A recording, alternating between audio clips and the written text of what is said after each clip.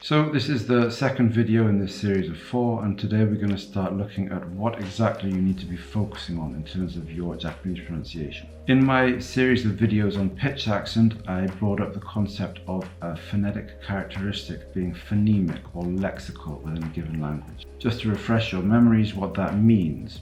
If a certain phonetic characteristic is phonemic or lexical, what that means is that by changing that characteristic, you can turn word A into some completely different word B. For those of you who haven't managed to figure this out yet, I'm going to say this again and I want you to listen very carefully.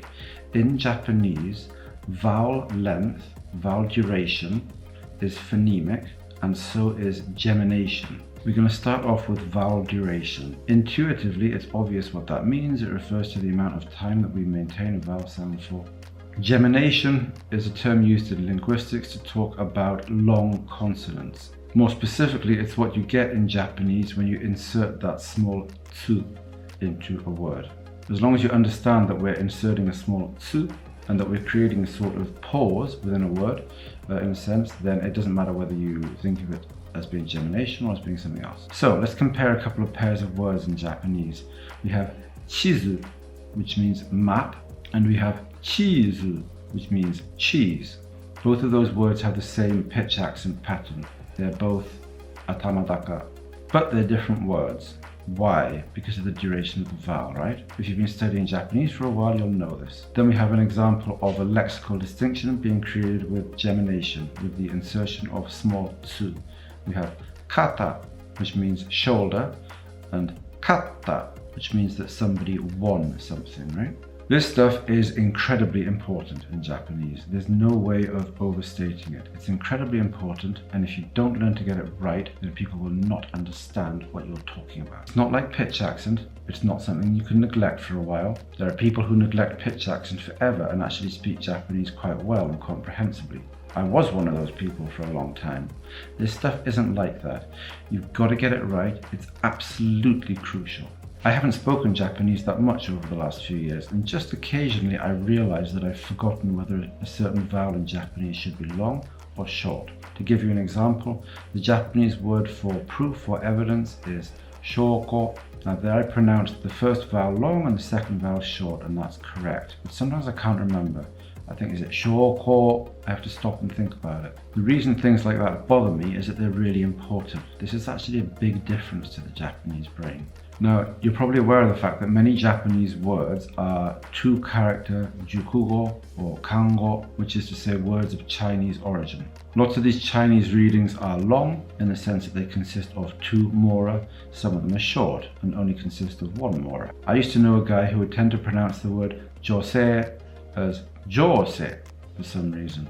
I don't know why he did that. His Japanese was actually quite good, but he had a funny little mental glitch with that word. How likely are Japanese people to understand things like that if you mispronounce them, if you use the wrong vowel durations? The answer is that they will not understand them. Let me explain why. I'm going to go to the supermarket to buy some bright. Did you understand that? Well, the word bright seems comprehensible, but not in that context. Why would I say bright? Well, what if I were to tell you that I was actually trying to say this? I'm going to go to the supermarket to buy some bread. If you pronounce the word jose as jose, and notice that I'm pronouncing them with the same pitch accent pattern there to keep them as similar as possible in every other regard, then you're making two mistakes. You're taking the first vowel, which should be short, and making it long, and you're taking the second vowel, which should be long, and making it short. When I say bright instead of bread, I'm making two mistakes. I'm getting the vowel wrong, and I'm getting the consonant wrong at the end of the word. If I say bright instead of bread, the chances of you understanding that are essentially zero.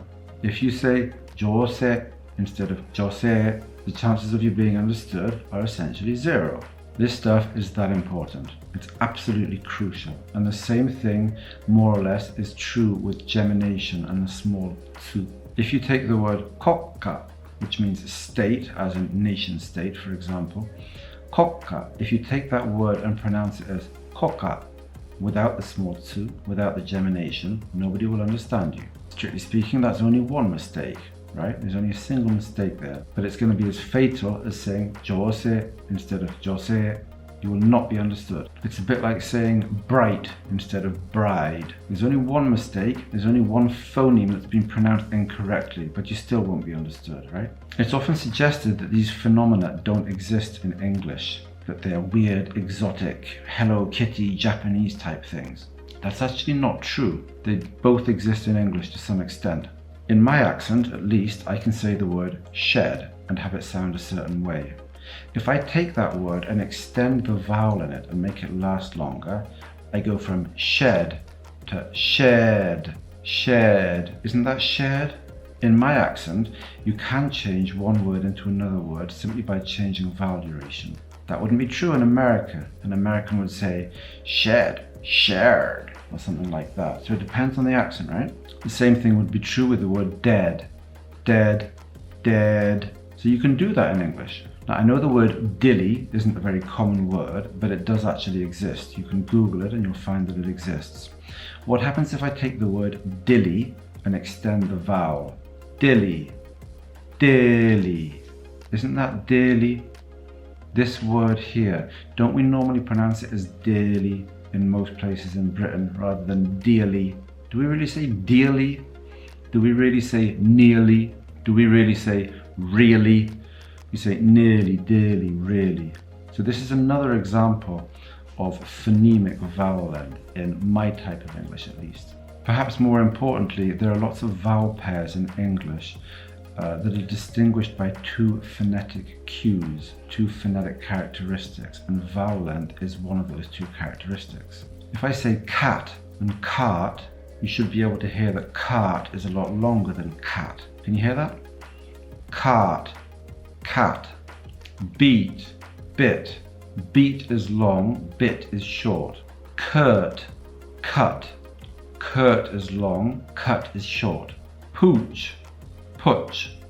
The vowel qualities are different, but pooch is long and putch is short. Vowel duration is actually a very important phonetic cue in English. Some languages don't have it. Spanish doesn't have it, for example. But vowel duration doesn't tend to be phonemic on its own in English, whereas in Japanese it's very often phonemic on its own. Strictly speaking, if you compare words in Japanese like koko, which means high school, and koko, which means here, you can, if you measure these things, and I don't want to talk about the measurement methods, but if you measure these things, you will find that the vowel qualities are actually slightly different. It's not actually true that long and short vowels in Japanese have exactly the same vowel qualities. That is a bit of a myth. But it is true that they're very similar, and that vowel duration is the important characteristic here, in terms of what we hear, in terms of what Japanese people hear when they listen to Japanese. Now you might think, okay, that's vowel duration. What about small tsu? What about gemination? Do we use that in English?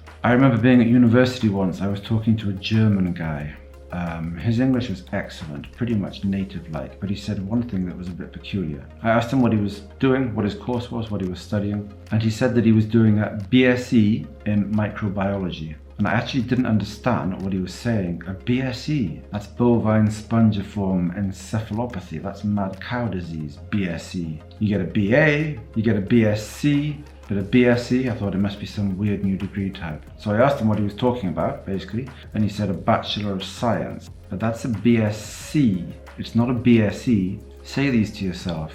BSc, BSc, they're different. And the reason why is gemination. When we say BSc, the S is of a longer duration than it is in BSc. I know these acronyms, I know they're not normal words, but this phenomenon does exist in English. I mean, it was English we were speaking, right? Now I understand that this all sounds a bit anal, it all sounds like stuff people think about when they're obsessed with phonetics. But I just want to give you a couple of insights into the way in which some of these phenomena actually exist in English. They're not as alien as you might think they are. It's good to be reminded of just how complex this process of pronouncing a language is, whether it's your language or somebody else's language. If you can appreciate the phonetic complexity of English, that might help you understand that Japanese is also phonetically complex. And that is a beneficial understanding when you're studying Japanese. It's not helpful to think that it's all simple. There are 5 vowels and whatever 18, 19 consonants, I'd say off the top of my head. And there you go, you just learn those and make those, and it's all very straightforward. And it's much more complex than that. Irrespective of what does or does not exist phonetically in English, the two phenomena that I've described in this video, which is to say phonemic vowel duration and phonemic gemination, those two phenomena are absolutely crucial in Japanese, and you have to get them right. You have to learn to pronounce them well, and you have to memorize words accurately. No point memorizing words in Japanese and not paying attention to vowel duration or the absence or presence of gemination, okay? That's it for today. I hope that was interesting and perhaps even useful. I'll see you next time. Thanks very much. Bye bye. Ciao.